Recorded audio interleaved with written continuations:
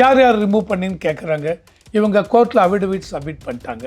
Election commission யார் யார் remove பண்ணோம் அப்படிங்கிறது அந்த நேமை கொடுக்க முடியாதுன்ட்டு கோர்ட்டுக்கு சுப்ரீம் கோர்ட்டில் அஃபிடவிட் சப்மிட் பண்ணியாச்சு. 7 அடுக்கு மாடி அந்த லென்த்துக்கு எங்ககிட்ட ரிப்போர்ட்ஸ் இருக்குது. கரெக்டாக ஏதான் அவர் சொன்னார். இதெல்லாம் நாங்கள் ஆராய்ந்து இதை கொடுத்துருக்கோம். அப்போ அவ்வளோ தூரம் ஆராய்ந்துருக்கீங்க, தைரியமாக கம்ப்ளைண்ட் பண்ணு, கையெழுத்து போடுங்க. ஏன் கையெழுத்து போட மாட்டேங்கிறீங்க? பார்லிமெண்ட் எலெக்ஷன் கமிஷன் ஆஃபீஸை நோக்கி பார்லிமெண்ட்லேருந்து நடக்க போகிறாங்க, ப்ரொட்டஸ்ட் பண்ண போகிறாங்க. என்ன அவசியம், என்ன அவசரம்? இன்றைக்கி சுப்ரீம் கோர்ட்டில் சொல்ல போகிறாங்க இல்லையா, என்ன அதுக்குள்ள அவசரம்?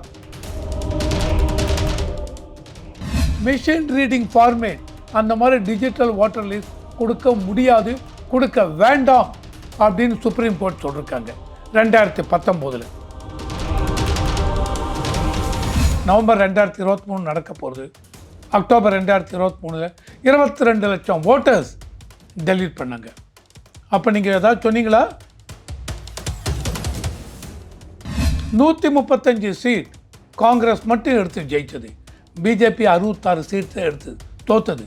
பிஜேபி ஏதாவது ப்ரொடெஸ்ட் பண்ணாங்களா? 10 வருடம் 15 வருடத்துக்கு முந்தைய எலெக்ஷனுக்கெல்லாம் எனக்கு இப்போ வேணும் கொடுங்க அப்படிங்கிற. ஏன் நீங்கள் 20-25 வருஷம் கூட ஒரு கேட்கலாம். யூபிஏ பீரியட் 2004 ஒரு கேட்கலாம்.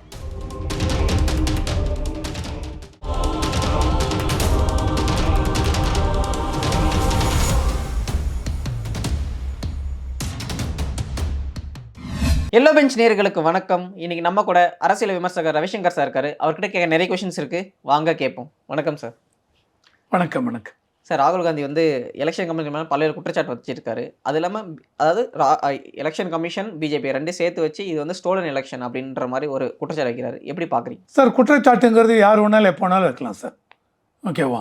இந்த ஆப்போசிஷன் பார்ட்டிஸ் இப்போ நீங்கள் பார்த்தீங்கன்னு வச்சுங்க சார், தொடர்ந்து இது 2 டேர்ம் முடிஞ்ச 3வது டேர்மாக பிஜேபி ஆட்சியில் இருக்காங்க. இப்போ ராகுல் காந்தி இதில் நடுவில் ஒரு இது பார்த்தீங்கன்னு வச்சு குற்றச்சாட்டெல்லாம் வரிசையாக பார்க்கலாம். ஆனால் அதில் ஒரு குற்றச்சாட்டில் அவர் என்ன சொல்கிறார் அப்படின்னு பார்த்தீங்கன்னா, எங்களுடைய இந்த இன்டர்னல் இந்த போல் சர்வேலாம் எக்ஸிட் போல் சர்வேலாம் பார்த்தீங்கன்னு வச்சுங்க, எங்களுக்கு இந்த இடமெல்லாம் இவ்வளோ கிடைக்கும்னு சொன்னாங்க, ஆனால் அந்த அளவுக்கு கிடைக்கவில்லைங்கிறோம். 2024 பார்லிமெண்ட் எலெக்ஷன் போது பிஜேபிக்கு அவங்க சொன்னாங்க என்டிஏ கூட்டணிக்கு 400+ சீட்டு கிடைக்கும்னாங்க எக்ஸிட் போலில். ஆனால் கடைசியாக பிஜேபிக்கு என்டிஏக்கு அவ்வளோ சீட்டு கிடைக்கல. ஆமாம், 242 சீட்டு தான் பிஜேபிக்கு மட்டும் கிடைச்சிது. அது எப்படி பார்க்குறது? அப்போ ராகுல் காந்தி சொன்னது எக்ஸிட் போல் கொடுத்த மாதிரி எங்களுக்கு வரலன்னா, எக்ஸிட் போல் சொன்ன மாதிரி பிஜேபிக்கும் வரவில்லை. ஸோ அப்போ அவங்க போல் சாம்பிளிங் அதில் ஏதோ தவறு இருக்குது, அவ்வளோதான். இப்போ ராகுல் காந்தி என்ன சொல்கிறார் அப்படின்னு பார்த்தீங்க அப்படின்னா, அவர் சொல்கிறார், நான் இப்போ கொண்டு வந்திருக்க ஒரு ஆட்டம் பாம் இந்த ப்ரூஃப் அந்த அளவுக்கு வெடிக்க போகிறது. BJP and EC election commission எந்த அளவுக்கு அவங்களுக்குள்ள ஒரு இது ஒப்பந்தம் மாதிரி போட்டுக்கொண்டோ or whatever it maybe, எந்த அளவுக்கு இந்த ஓட்டெல்லாம் திருடி இருக்காங்க, ஓட் சோரி நடந்திருக்கு அப்படிங்கிறார். அவர் என்ன சொல்கிறார் நீங்கள் பார்த்தீங்கன்னு வச்சுங்க, கோடிக்கணக்கில் புதுசாக ஓட்டர்ஸ் உள்ளே ஆட் பண்ணிருக்கீங்க. தென் சிசிடிவி ஃபுட்டேஜ் அதெல்லாம் கம்ப்ளீட்டாக அழிச்சிருக்கீங்க. தென் புதுசாக ஓட்டர்ஸ் 1000-10,000 கணக்கில் சேர்த்து விட்ருக்கீங்க அப்படின்னு சொல்லியிருக்காரு. இதெல்லாமே சொல்லிவிட்டு ஈசி மெயினாக அவன் என்ன election commission voter list digital list அதை கொடுங்க கொடுக்கல.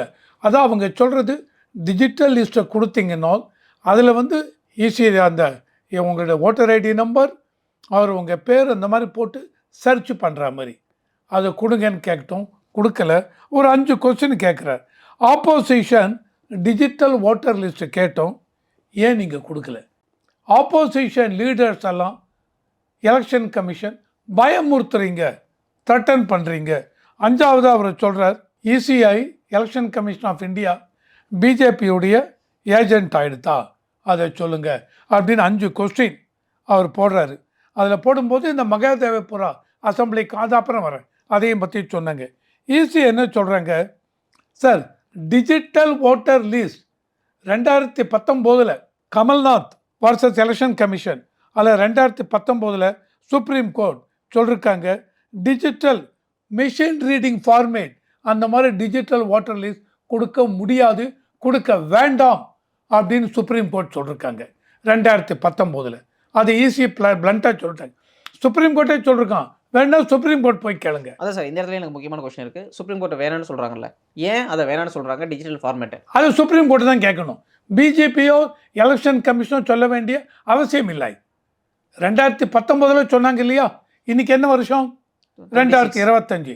ஆப்போசிஷன் பார்ட்டி அதுக்கு அப்பீல் போனீங்களா? சார், இப்போ வந்து எஸ்ஐஆரோட சாரோடைய ஃபர்ஸ்ட் டிராஃப்ட் வந்து வெளியிட்டிருக்காங்க. அதையும் ஃபர்ஸ்ட் அப்லோட் பண்ணும்போது டிஜிட்டலி ரீடபிள் ஃபார்மேட்டில் தான் இருந்துச்சு. அதுக்கடுத்து அதை ரிமூவ் பண்ணிவிட்டு ஸ்கேன்டு காப்பீஸாக வந்து கொடுத்துருக்காங்க. அப்படின்னும் போது டிஜிட்டல் ஃபார்மேட்டாக இருக்கும் போது ஏதோ ஒரு ப்ராப்ளம் வந்து எலெக்ஷன் கமிஷன் ஆஃப் இந்தியாவுக்கு இருக்கா? எனக்கு தெரியாதுங்க, நான் திரும்பி அதை தான் கேட்குறீங்க. உங்களுக்கு தெரியுமா? பீகாரோட ஆர்ஜேடி தலைவர் என்ன சொல்கிறாருன்னா, இப்போ வந்து 0ன்னு ஒரு அட்ரஸ் நம்ம வந்து கொடுத்துருக்காங்கன்னா, இந்த மாதிரி நம்ம 0ன்னு போட்டால் எந்த 0ல யாரெல்லாம் 0ன்னு அட்ரஸ் போட்டிருக்காங்களோ அது ஃபுல்லாக வருது. ஆனால் நீங்கள் வந்து ஸ்கேன்டு காப்பீஸாக கொடுக்கும்போது நாங்கள் 0ன்னு போட்டு அதுக்கு நாங்கள் வந்து ஃபைன் பண்ண முடியாது. அதை வந்து தேடி இதெல்லாம் டூப்ளிகேட் ஓட்ஸ் கண்டுபிடிக்கிறதே எனக்கு பல 6 மாதம். நீங்கள் சொல்கிறதெல்லாம் நான் புரிஞ்சுட்டேன், நீங்கள் கேட்குற கேள்வி புரிஞ்சுட்டேன். நான் அதுக்கு முன்னாடியே பதில் சொன்னேன். உங்களுக்கு தெரியுமா ஏன் கொடுக்கலன்ட்டு? இல்லை சார், நான் வந்து தெரிஞ்சுக்கிறதா கேட்குறேன். அதான் சார், உங்களுக்கு தெரியுமா? தெரியவில்லை. கரெக்டாக சுப்ரீம் கோர்ட் 2019 ஏன் இந்த மாதிரி கொடுக்க முடியாது அப்படின்னு சொன்னான்னு எனக்கும் தெரியாது சார். ஆப்போசிஷன் பார்ட்டிஸ் உங்களுக்கு தானே முக்கியம், உங்களுக்கு தெரியுமா? நீங்கள் ஏதாவது கோர்ட்டில் இது வரைக்கும் சுப்ரீம் கோர்ட்டு அகேன்ஸ்டாக ஃபர்தராக மூவ் பண்ணீங்களா, அப்பீல் பண்ணீங்களா? 2019 இந்த கேஸ் அகேன்ஸ்டாக Kamalnath versus election commission of India supreme court clear கட்டாக சொல்லியிருக்காங்க அந்த மாதிரி கொடுக்க முடியாதுன்னு. இந்த 6 வருஷத்தில் நீங்கள் அப்பீல் போயிருக்கலாம். Maybe supreme court 2 judges bench கொடுத்துருந்தாங்களா, மேலே 3 ஜட்ஜஸ் பெஞ்சு 5 ஜட்ஜஸ் பெஞ்சுக்கு அப்பீலுக்கு போயிருக்கலாம். ஏன் போகல? ஸோ சுப்ரீம் கோர்ட் இல்லைன்னு சொல்லியாச்சு. நீங்கள் சொல்ல மாதிரி கொடுத்தால் ஈஸியாக இருக்கலாம், தெரியாது, அது அங்கே போயிருக்கு. ரெண்டாவது, சிசிடிவி ஃபுட்டேஜ் இதெல்லாம் வந்து நீங்கள் வந்து உடனே அழிக்கக்கூடாது. ராகுல் காந்தி கேட்டிருக்கிறது 10 வருடம் 15 வருடத்துக்கு முந்தைய எலெக்ஷனுக்கெலாம் எனக்கு இப்போ வேணும் கொடுங்க அப்படிங்கிறார். ஏன் நீங்கள் 20-25 வருஷம் கூட ஒரு கேட்கலாம். யூபிஏ பீரியட் 2004 ஒரு கேட்கலாம். இவர் கேட்கலன்னா அடுத்த பார்ட்டி அவன் கேட்பாங்க. சரி, அதுக்கு இவங்க என்ன சொல்கிறாங்க, எலெக்ஷன் கமிஷன் இதில் பெட்டிஷன் ஒரு எலெக்ஷன் முடிஞ்ச உடனே நீங்கள் என்ன பண்ணணும், 45 நாளைக்குள்ளே நீங்கள் எலெக்ஷனை பற்றி பெட்டிஷன் ஹைகோர்ட்டில் மூவ் பண்ணணும். அந்த மாதிரி 45 நாளுக்குள்ளே அது வரைக்கும் சிசிடிவி ஃபுட்டேஜெல்லாம் ரிட்டைன் பண்ணுவோம். அதுக்கப்புறம் நீங்கள் பண்ணிங்கன்னா தெரியாது. ஸோ 45 நாள் எலெக்ஷன் முடிஞ்சு நீங்கள் இந்த மாதிரி ஈஸியை சொல்லியிருக்காங்க. இதுக்கு அகேன்ஸ்டாக கோர்ட்டுக்கு எதாவது போகிறீங்களா, கோர்ட்டுக்கு போங்க. இதான் இது சொல்கிறது. 45 நீங்கள் என்ன 10-15 வருஷத்துக்கு கொடுங்கன்னு இப்போ கேட்டால் that is totally meaningless one. சரி, இப்போ எனக்கு என்ன கொஸ்டின்னா, இப்போ வந்து ஷாகுன் ராணி அப்படின்றவங்க வந்து 2 டைம் ஓட்டு போட்டிருக்காங்க அப்படின்னு சொல்லிட்டு ராகுல் காந்தி ஒரு குற்றச்சாட்டு வைக்கிறாரு. இப்போ அவங்க கிட்ட கேட்கும்போது நான் 1 டைம் தான் ஓட்டு போட்டிருக்கேன் அப்படின்னு சொல்றாங்க. இப்போ எலெக்ஷன்ஸ் கம்மி அவன் சொன்னா அவங்களே சொல்லிட்டாங்க 1 டைம் தான் ஓட்டு போட்டிருக்காங்க அப்படின்னு. சரி, நம்ம இந்த இடத்துல சென்ட்ரல் பார்க்கும்போது அவங்க 1 டைம் ஓட்டு போட்டாங்களா 2 டைம் ஓட்டு போட்டாங்களா, 2 பூத்தோட சிசிடிவி பார்த்தா தெரிய போது அவங்க வந்து ஓட்டு போட்டிருக்காங்களா இன்னொரு பூத்தில் அப்படிங்கும்போது சிசிடிவி வச்சு தானே அதை நம்ம செக் பண்ணவே முடியும். சார் சிசிடிவி ஃபுட்டேஜ் அதான் கேட்குறேன் சார். எவ்வளோ நாளைக்கு சிசிடிவி ஃபுட்டேஜ் வச்சுருக்கணும், என்ன இவங்களுடைய அந்த ஃப்ரேம் ஒர்க் இருக்கும், ஸ்டாண்டர்ட் ஆப்ரேட்டிங் ப்ரொசீஜர் அதில் இருக்கும் சார். ஸோ எவ்வளோ நாள் இவங்க இப்போ இது எலெக்ஷன் நடந்தது. ஸோ முக்கியமான விஷயம் இங்கே எங்கே வருதுன்னா, ஃப்ரீ அண்ட் ஃபேர் எலெக்ஷன்றது பேசிக் கான்ஸ்டியூஷன் ரைட் எல்லாத்துக்கும். அப்படின்னும் போது நம்ம கூட வந்து நான் வந்து ஓட்டு போடுறேன், நான் வந்து 1 ஓட்டு போடுறேன், நீங்கள் 2 ஓட்டு போடுறேன்னா அது வந்து கான்ஸ்டியூஷனலி ராங்காக போயிடுது. அப்படின்னும் போது நீங்கள் வந்து ஓட்டு போடல அப்படின்னு சொல்லிட்டு மக்களுக்கு தெரிய வைக்க வேண்டிய ஒரு ஃப்ரீ அண்ட் ஃபேர் எலெக்ஷன்ஸை வந்து சார் எப்போ கேட்பீங்க சார், எப்போ கேட்பீங்க? ஷாகுன் ராணி இவ்வளோ தான் ஒரு தடவை தான் ஓட்டு போட்டிருக்காங்க அப்படின்னு ஈசி கமிஷன் எலெக்ஷன் கமிஷன் சொல்லியாச்சு. இவங்க சிசிடிவி ஃபுட்டேஜை கொடுன்னு கேட்குறாங்க. இது எந்த ஒரு விஷயத்து எலெக்ஷன்? 24 எலெக்ஷன் 2024 பார்லிமெண்ட் எலெக்ஷன் எங்கே நடந்தது? கர்நாடகாவா இல்லை எந்த இடத்து? கர்நாடகா. சரியா? இன்னைக்கு என்ன ஆச்சு? 1 வருஷம் மேலே ஆச்சு, 2025. முன்னாடி என்ன சொன்னேன், எலெக்ஷன் கமிஷனில் அவங்க என்ன சொல்லியிருக்காங்க அப்படின்னா 45 நாளைக்குள்ளே உங்கள் பெட்டிஷனை ஃபைல் பண்ணணும். இப்போ 1 வருஷத்துக்கு மேலே கேட்குறீங்க. சிசிடிவி ஃபுட்டேஜ் இருந்தால் இவங்க கண்டிப்பாக கொடுப்பாங்க. கொடுக்கறதுல எந்த ஒரு இதுவும் இல்லை. எலெக்ஷன் கமிஷன் சொன்னாங்க இல்லை ஒரு தடவை தான் ஓட்டு போட்டிருக்காங்க, அதனால் உங்கள் பதிலுக்கு நான் இது பண்ண முடியாது அப்படின்னு சொல்கிறாங்க. நீங்கள் என்ன பண்ணலாம், ஃபோர்ஸ் பண்ணுங்கள் எலெக்ஷன் கமிஷனை. நீங்கள் சொன்னீங்க இல்லையா, it should be free and fair election. கண்டிப்பாக நானும் ஒத்துக்கிறேன், it should be free and fair election. அதாவது அப்பார்ட் ஃப்ரம் திஸ் ஆர்டிகல் 326 என்ன சொல்கிறான் அப்படின்னா, இந்திய குடிமகன் மட்டும்தான் ஓட்டு போடணும். அதுலேயும் உங்களுக்கு நம்பிக்கை இருக்குன்னு நினைக்கிறேன். ஓகேவா? It should be free and fair election. ஒரு ஆள் ஒரு இடத்துக்கு தான் ஓட்டு போடணும். அந்த மாதிரி ஒரு ஆள் இங்கே ஒரு தடவை ஓட்டு, பீகாரில் போய் ஒரு தடவை ஓட்டு, தென் ஆந்திராவில் ஒரு ஓட்டு போடக்கூடாது. இதெல்லாம் நானும் கண்டிப்பாக ஒத்துக்கிறேன். இது எல்லா போல்லையும் இதை கடைப்பிடிக்கிறவங்களும் எப்படி பிடிக்கிறாங்க என்னன்னு. இப்போது சார் எக்ஸைஸை பற்றி நீங்கள் சொன்னீங்க பீகாரில். அந்த சார் எக்ஸைஸை பொறுத்த வரைக்கும் August 1 revised electoral role publish பண்ணியிருக்காங்க. அதில் அவங்க சொல்லியிருக்காங்க 65 லட்சம் ஓட்டர்ஸ் டெலீட் பண்ணியாச்சுன்னு சொல்லிட்டாங்க. என்ன அப்படின்னா 22 லட்சம் ஓட்டர்ஸ் இறந்து போனவர்கள், 36 லட்சம் ஓட்டர்ஸ் பர்மனண்ட்டாக வெளி மாநிலத்துக்கு போனவர்கள், 7 லட்சம் ஓட்டர்ஸ் 2-3 இடத்துல அவங்களுக்கு டியூப்ளிகேட் இது இருக்குன்னு எடுத்தாச்சு அப்படிங்கிறாங்க.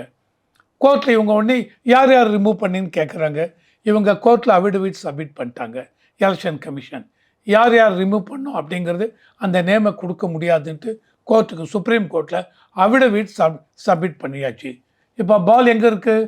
சுப்ரீம் கோர்ட்டில் இருக்குது. சுப்ரீம் கோர்ட் சொல்ல போகிறாங்க சார் எக்ஸசைஸ் பீகார் அதில் ஒழுங்காக நடக்கிறதா இல்லையா, எலெக்ஷன் கமிஷன் என்ன பேசிஸில் 65 லட்சம் பேரை டெலீட் பண்ணாங்க, இது ரைட்டா தப்பா, யார் யார் டெலீட் பண்ணாங்க சொல்லணுமா வேண்டாமா, சுப்ரீம் கோர்ட் இருக்குது. சுப்ரீம் கோர்ட் சொல்ல போகிறாங்க. ஆனால் உங்களுக்கு தெரியும் சுப்ரீம் கோர்ட்டில் இது போயிருக்குன்னு. ஆனால் ஆப்போசிஷன் பார்ட்டியை பொறுத்த வரைக்கும் இந்த இதில் sir exercise special intensive revision அதில் நம்பிக்கை கிடையாது. அதனால தான் மற்றதெல்லாம் சொல்லுவீங்க இட் இஸ் சப்ஜுடிஸ் கோர்ட்டில் இருக்குது, அதை பற்றி பேசக்கூடாதுங்க. இதுவும் கோர்ட்டில் இருக்குது. ஆனால் நீங்கள் என்ன பண்ணீங்க, தொடர்ந்து 3 வாரமாக பார்லிமெண்ட் ப்ரொசீடிங்ஸை டிஸ்ரப்ட் பண்ணுறீங்க, தடுக்கிறீங்க. இன்றைக்கி என்ன பண்ண போகிறாங்க, திங்கட்கிழமை 300 எம்பிஸ் பார்லிமெண்ட் எலெக்ஷன் கமிஷன் ஆஃபீஸை நோக்கி பார்லிமெண்ட்லேருந்து நடக்க போகிறாங்க, ப்ரொட்டஸ்ட் பண்ண போகிறாங்க. என்ன அவசியம், என்ன அவசரம்? இன்றைக்கி சுப்ரீம் கோர்ட்டில் சொல்ல போகிறாங்க இல்லையா, என்ன அதுக்குள்ள அவசரம்? ஸோ உங்களுக்கு நீங்கள் சொல்கிறீங்க இப்போ மகாதேவபுராவில் அவங்க சொன்னாங்க, என்ன சொன்னாங்க அப்படின்னு பார்த்தீங்கன்னு வச்சுங்க, இதில் 1 லட்சம் ஓட்டர்ஸ் ஓகே இல்லீகலை இவங்க சேர்த்துருக்காங்க. அதை தவிர நீங்கள் பார்த்தீங்கன்னு வச்சுங்க. ஆனால் இந்த மகாதேவபுராவுடைய ஹிஸ்ட்ரி நான் சொல்கிறேன். இந்த மகாதேவபுரா ஹிஸ்ட்ரியில் அசம்பிளி எலெக்ஷன் பார்த்தீங்கன்னா அரவிந்த் லிம்பாவாலி அப்படின்னு பிஜேபியால் தான் 2008, 2013, 2018 3 தடவை தொடர்ந்து இந்த மகாதேவபுராவில் பிஜேபி இவர் தான் ஜெயிச்சிருக்காங்க. 2022 அரவிந்த் லிம்பாவாலுடைய ஒய்ஃபு மஞ்சுளா அவங்களும் பிஜேபி அவங்க தான் ஜெயிச்சிருக்காங்க.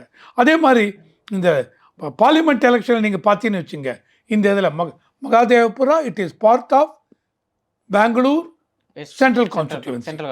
அந்த பார்லிமெண்ட் இதில் நீங்கள் பார்த்தீங்கன்னு வச்சுங்களேன், 2009 மோகன் பிஜேபி அவர் தான் 35,218 சீட் அதில் ஜெயிச்சிருக்கார். 2014 பிஜேபி 1,37,000 ஓட் மார்ஜினில் ஜெயிச்சிருக்காங்க. 2019 பிஜேபி 70,968 ஓட் ஜெயிச்சிருக்காங்க. ஸோ 2024 பிஜேபி ஜெயிச்சிருக்காங்க. என்ன உங்களுக்கு பிரச்சனை? இவங்க என்ன சொல்கிறாங்க, இல்லை 1,250 ஓட் இதில் போலாக இருக்குது, அதில் 11,965 ஓட் ஃபேக் ஓட்டு ராகுல் சொல்கிறார். அந்த மாதிரி 40,009 இதில் இன்வேலிட் அட்ரஸ் அப்படின்னு இருக்குன்னு சொல்கிறார். இதை தவிர பல்காக 10,452 பேர் ஓட்டு போட்டிருக்காங்க. இதனால தான் இந்த மகாதேவபுரா அசம்பிளி கான்ஸ்டிடியூவன்சியில் அதில் 1,14,46 ஓட் அதில் பிஜேபிக்கு கிடைச்சிது. அதனால தான் பெங்களூர் சென்ட்ரல் பார்லிமெண்ட்ரி கான்ஸ்டிடியூவன்சியில் 32,000 ஓட்டு வித்தியாசத்தில் பிஜேபி ஜெயித்தாங்க அப்படின்னு ராகுல் சொல்கிறார். ஆனால் இப்போ நான் முன்னாடி சொன்ன ஸ்டாட்டிஸ்டிக் 4 வருடமாக தொடர்ந்து மகாதேவபுரா அசம்பிளியில் பிஜேபி ஜெயிச்சிருக்காங்க. 4 வருடமாக தொடர்ந்து 2024 சேர்த்து central parliamentary constituency Bengaluru central அதில் அசம்பிளி கான்ஸ்டி மகாதேவபுரா ஒரு பார்ட்டு பிஜேபி ஜெயிச்சிருக்காங்க. திடீர்னு உங்களுக்கு 2024 பிஜேபி ஜெயிச்சல என்ன உங்களுக்கு இது இருக்குது, ஸோ இதை நீங்கள் பார்த்தீங்கன்னு வச்சுங்க எப்படி இருக்குன்னா 2023 அதில் தெலுங்கானாவில் நீங்கள் பார்த்துங்க. தெலுங்கானா எலெக்ஷனில் காங்கிரஸ் ஜெயிச்சாங்க. 119 சீட்டு மொத்தமாக, அதில் 65 சீட் எடுத்து காங்கிரஸ் ஜெயிச்சாங்க. சரி, ஆனால் அதே தெலுங்கானா எலெக்ஷனில் நவம்பர் 2023 நடக்க போகிறது. அக்டோபர் 2023 22 லட்சம் ஓட்டர்ஸ் டெலீட் பண்ணாங்க. அப்போ நீங்கள் ஏதாவது சொன்னீங்களா? ரைஸ் பண்ணீங்களா? ப்ரொட்டஸ்ட் பண்ணீங்களா? இல்லை. ஸோ நீங்கள் ஜெயிச்சிட்டீங்க. எலெக்ஷன் நல்லபடியாக முடிஞ்சிருது. பெங்களூர் 2023 மேவோ ஜூனோ எலெக்ஷன், அசம்பிளி எலெக்ஷன், பெங்களூரில் 135 சீட் காங்கிரஸ் மட்டும் எடுத்து ஜெயிச்சது. பிஜேபி 66 சீட் எடுத்து தோத்தது. பிஜேபி ஏதாவது ப்ரொட்டஸ்ட் பண்ணாங்களா? இல்லை. நாங்கள் இது பண்ணாங்க, காங்கிரஸ் ஏமாற்றிட்டாங்க. இல்லை, பண்ணலை. ஆனால் நீங்கள் என்ன பண்ணுறீங்க? மகாராஷ்டிராவில் நாங்கள் 2024 பார்லிமெண்ட் எலெக்ஷனில் 232 சீட் எடுத்தோம். ஆனால் ஹரியானாவில் நாங்கள் ஜெயிப்போம்னு நினச்சோம். 2024 பார்லிமெண்ட் எலெக்ஷனுக்கு அப்புறம் நடந்த ஹரியானா அசம்பிளி எலெக்ஷன் நாங்கள் ஜெயிக்கவில்லை. எல்லா போல் சர்வேலாம் நாங்கள் தான் ஜெயிப்போம்னு சொன்னாங்க. நாங்கள் தோற்று விட்டோம். சத்தீஸ்கர் நாங்கள் தான் ஜெயிப்போன்னு இருந்தோம். நாங்கள் தோற்று விட்டோம். மகாராஷ்டிரா நாங்கள் தான் ஜெயிப்போம்னு நினச்சோம். மகாராஷ்டிரா காங்கிரஸ் 14 சீட்டோ என்னமோ, இவங்க உத்தவ் தாக்கரே இவங்க 14 சீட்டோ 15 சீட்டோ, அவ்வளோதான். 232 சீட் அவுட் ஆஃப் 287 நினைக்கிறேன் என்டிஏ ஜெயிச்சது. உடனே இல்லை, எல்லாம் பொய், பித்தலாட்டம், தவறு. ஸோ நான் என்ன சொல்கிறேன், இதெல்லாம் நீங்கள் அப்பயே சொல்லணும். இப்போயும் பீகார் எலெக்ஷன் இந்த சார் எக்ஸசைஸில் என்ன சார் சொல்லியிருக்காங்க? இதெல்லாம் எனக்கு கொடுங்க. அதாவது ஆகஸ்ட் 1 2003 அதில் எலெக்ஷன் ஓட்டர் லிஸ்ட் இன் பீகார் ரிலீஸ் பண்ணிருக்கோம். அந்த ஓட்டர் லிஸ்ட்டில் யார் யாரெல்லாம் இருக்கோ அவங்க இன்றைக்கும் ஓட்டு போடலாம், ப்ரொவைடட் அவங்க இறந்து போயிருக்கக்கூடாது, ப்ரொவைடட் வேறு மாநிலத்துக்கு அங்கே ஷிஃப்ட் ஆகிருக்கக்கூடாது. அதுக்கப்புறம் இருக்கிறதெல்லாம் அவங்க என்ன சொல்கிறான், புதுசாக சேர்க்கணும் அப்படின்னால் அந்த லிஸ்ட்டில் உங்கள் அப்பா அம்மா இருந்தால் நீங்கள் உங்கள் லிஸ்ட்டில் சேர்த்துக்கலாம். இல்லைன்னு வச்சுங்க, 11 டாக்குமெண்ட் கொடுத்தாங்க. இந்த 11 டாக்குமெண்ட்டில் ஏதாவது ஒரு டாக்குமெண்ட் நீங்கள் காமிச்சா உங்களை சேர்த்துருவோம் அப்படின்னாங்க. அந்த 11 டாக்குமெண்ட்டில் பர்த் சர்டிஃபிகேட் ஒன்று, இல்லை உங்கள் பாஸ்போர்ட் அது இருந்தால் ஒன்று, ஏதாவது கவர்மெண்ட் ஆர்கனைசேஷன் பேங்க்கு எல்ஐசி ஒர்க் பண்ணால் அந்த ஐடி ப்ரூஃபு, இல்லை ஸ்டேட் கவர்மெண்ட் ஏதாவது உங்களுக்கு பட்டா அந்த மாதிரி கொடுத்தாலும் அது, இந்த மாதிரி ஏதாவது ஒன்று. ஸ்கூலில் படிச்சிங்க ஸ்கூல் சர்டிஃபிகேட்டு, காலேஜ் சர்டிஃபிகேட்டு ஏதாவது ஒன்று கொடுங்க அப்படிங்கிறாங்க. இதில் ஏதாவது ஒன்று இருந்தால் ஓகேன்னு. இதை வச்சு தான் இப்போ ஆகஸ்ட் 1 பீகாரில் 7,90,00,000 ஓட்டர்ஸ் இருந்ததில் 7,13,00,000 அப்படின்னு கொண்டு வந்திருக்காங்க. இது எதுக்காக சார் பண்ணுறாங்க? முன்னாடி கேட்டிங்க இல்லையா, ஃப்ரீ அண்ட் ஃபேர் எலெக்ஷன் இருக்கணும்னு. அந்த ஃப்ரீ அண்ட் ஃபேர் எலெக்ஷனுக்காக தான் இந்த எக்ஸசைஸ். அதாவது ஆர்டிக்கல் 326 பிரகாரம் கான்ஸ்டிடியூஷன் இந்திய குடிமகன் மட்டும்தான் ஓட்டு போடணுங்கிறச்ச நீங்கள் இந்திய குடிமகன் தானா அப்படின்னு ப்ரூவ் பண்ணுறதுக்கு தான் நான் சொன்ன இந்த 11 டாக்குமெண்ட்டில் ஏதாவது ஒரு டாக்குமெண்ட் கொடுன்னு கேட்டது. அதை வச்சு 65 லட்சம் பேர் இது பண்ணியாச்சு. பண்ணதுக்கப்புறம் இன்னி வரைக்கும் ஒரு பொலிட்டிக்கல் பார்ட்டியும் அதுக்கு அப்ஜெக்ஷன் ரைஸ் பண்ணலை. இது இல்லை, அது இல்லை, அது இல்லைன்னு. ஆனால் இப்போ உட்காந்து இப்படி அப்படின்னு சொன்னால் இதை தான் எலெக்ஷன் கமிஷன் கேட்குறாங்க ராகுல்கிட்ட. நீங்கள் சொல்கிறதெல்லாம் ஓகேங்க. நீங்கள் என்ன பண்ணுங்கள், representation of people act 20 section 20 clause B, clause 3, clause B அது கீழே, அது வந்து 1960 இதுவோ என்னமோ, அது 61 அது கீழே நீங்கள் என்ன பண்ணுங்கள், செல்ஃப் டிக்ளரேஷன் ஃபார்ம், இதெல்லாம் நான் ரைட் பண்ண கம்ப்ளைண்ட் இவ்வளோ சொன்னீங்க இல்லையா, நான் முன்னாடி சொன்னேன் 5 கொஸ்டின் அதுக்கு இது எல்லாத்தையும் வச்சு நீங்கள் செல்ஃப் டிக்ளரேஷன் இன்க்ளூடிங் ஷாக்குன் ராணி அந்த இதெல்லாம் கொடுங்க. கொடுத்து அதில் கையெழுத்து போட்டு கொடுங்க. நான் கையெழுத்து போட மாட்டேன், நீங்கள் கையெழுத்து போடணுங்க. எங்கள் எலெக்ஷன் கமிஷன் ஒரு கம்ப்ளைண்ட் ஒரு இது ரெப்ரசன்டேஷன் கொடுக்குறீங்க, கையெழுத்து போட்டு கொடுங்க. கையெழுத்து போட்டு கொடுத்தால்தான் நாங்கள் எடுப்போம். இவங்க இன்னும் கையெழுத்து போட்டு கொடுக்கவில்லை. உங்களுக்கு கண்டிப்பாக தெரியும் இல்லையா, ராகுல் காந்திக்கு ஆப்போசிஷன் இத்தனையும் நடந்திருக்குன்னு. தைரியமாக கம்ப்ளைண்ட் போட்டு கொடுங்க. என்ன சொன்னீங்க, எங்களால் ரீடபிள் ஃபார்மேட் அதை வந்து படிக்க முடியலன்ட்டு 6 மாதம் வேலையை பார்த்து 7 அடுக்கு மாடி அந்த லென்த்துக்கு எங்ககிட்ட ரிப்போர்ட்ஸ் இருக்குது. கரெக்டாக ஏதான் அவர் சொன்னார். இதெல்லாம் நாங்கள் ஆராய்ந்து இதை கொடுத்துருக்கோம். அப்போ அவ்வளோ தூரம் ஆராய்ந்துருக்கீங்க, தைரியமாக கம்ப்ளைண்ட் பண்ணு, கையெழுத்து போடுங்க. ஏன் கையெழுத்து போட மாட்டேங்கிறீங்க? எலெக்ஷன் கமிஷன் சொல்லிட்டேன், கையெழுத்து போட்டால்தான் நாங்கள் பதில் கொடுப்போம் அப்படின்னு சொல்லிட்டான். இப்போ என்ன பண்ணணும்? அவங்க கையெழுத்து போட மாட்டேங்கிறாங்க. எங்கே தப்பு இருக்குது பார்க்கணும். இதை கோர்ட்டுக்கு போகிறீங்களா, கோர்ட்டுக்கு போங்க. ஆனால் ஆஸ் அ குடிமகன், இந்திய குடிமகன், நானும் நீங்கள் சொன்னதை ஒத்துக்கிறேன். ஃப்ரீ அண்ட் ஃபேர் எலெக்ஷன் கண்டிப்பாக நடக்கணும். இந்த பார்ட்டி அந்த பார்ட்டி எந்த பார்ட்டிக்கு நான் பேசவில்லை. தேர்தல் ஒழுங்காக நடக்கணும். ஆனால் அதே சமயத்தில் தேர்தல் நடக்கிற வரைக்கும் பேசாமல் இருந்துவிட்டு அதுக்கப்புறம் தேர்தல் அந்த பார்ட்டிஸ் போய் இல்லை தேர்தல் ஊழல் இது நடந்தது அப்படின்னா அது ஒத்துக்க முடியாது. ஸோ உங்கள் நேரத்தை ஒதுக்கி நிறைய கருத்துக்களை தெரிவித்தமைக்கு ரொம்ப ரொம்ப நன்றி சார்.